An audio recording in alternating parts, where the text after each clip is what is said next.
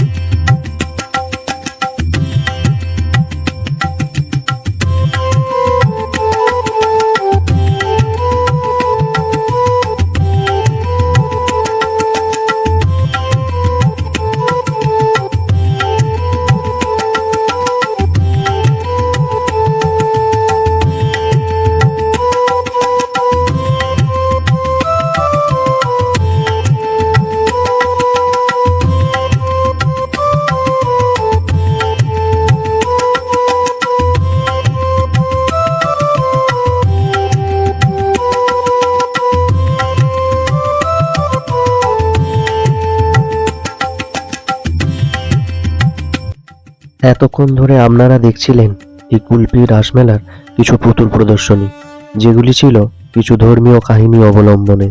এরপরেই আমরা দেখতে পেলাম ঠিক মূল মণ্ডপের পাশেই ছিল একটি কালী মাতার মন্দির। আমরা সেই মন্দিরে গেলাম এবং মাকেও দর্শনও করলাম।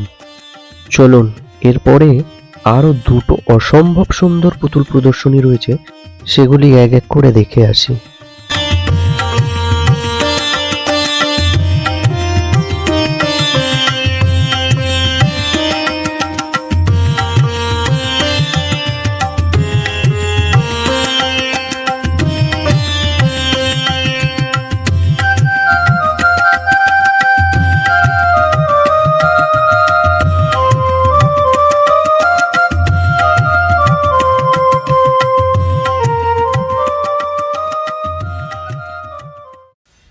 এরপরে আমরা সোজা চলে গেলাম একটা ভূতের শো দেখতে।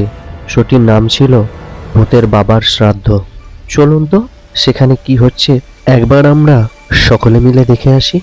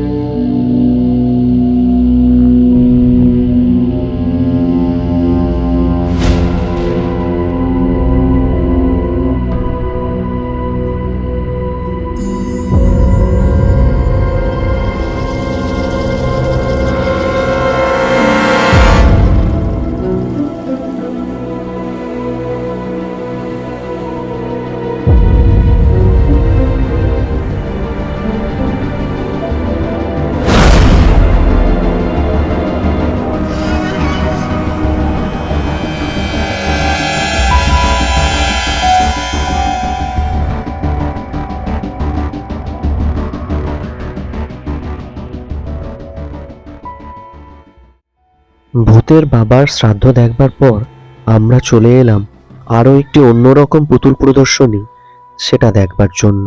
সেটি ছিল মৃত্যুর পর মানুষের কর্মফল সংক্রান্ত। মানুষ মৃত্যুর আগে অর্থাৎ জীবিত অবস্থায় যে কাজকর্মগুলি করে তার জন্য মৃত্যুর পর সে কোথায় যায়, স্বর্গে নাকি নরকে, এবং সেখানে গেলে তাকে কিরকম শাস্তি দেওয়া হয় সেই নিয়ে ছিল এই পুতুল প্রদর্শনী। চলুন এবারে আমরা সেটি দেখে আসি। মহারাজ, এই চাষি কিন্তু প্রতিদিন কৃষ্ণ নাম জপ করেছে এবং অভাবের সময় কিছু শস্য গরিবকে দান করেছে। যখন কৃষ্ণ নাম জপ করেছে তখন একে 50 বার বেত্রাঘাত করে ছেড়ে দাও। তাই হবে মহারাজ, তাই হবে। এই উকিল মারা যাওয়ার পরে এখানে কেন চিত্রগুপ্ত? এ কি অপরাধ? এর যুক্তিতর্কের জন্য আদালতে বিচারের ফল অপরাধীকে নির্দোষ প্রমাণ করেছে মহারাজ। আবার কখনো অপরাধীর কঠিন শাস্তিও হয়েছে। তাহলে তো এর পাপ ও পুণ্য সমান সমান, কারণ তর্ক ও যুক্তির ফলাফল বিচার করাই সঠিক বিচার, তাই না?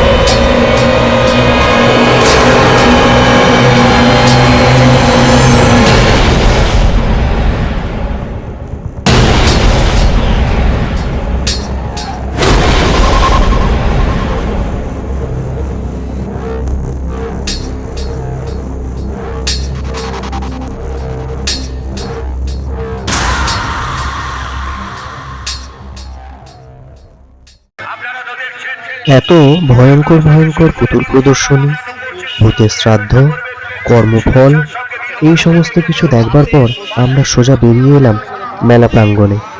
মেলাতে এসে কিছু খাওয়া দাওয়া তো হলো বটেই, তার সাথে অনেক রাত হয়েছে। আজ আমরা আসি, আবার ফিরে আসবো নতুন কোনো ফ্রেশ ব্লগ, ফ্রেশ ভিডিও নিয়ে। ততক্ষণ আপনারা সকলে জুড়ে থাকুন আমাদের চ্যানেলের সাথে। Stay tune with us, only on enjoyment with us.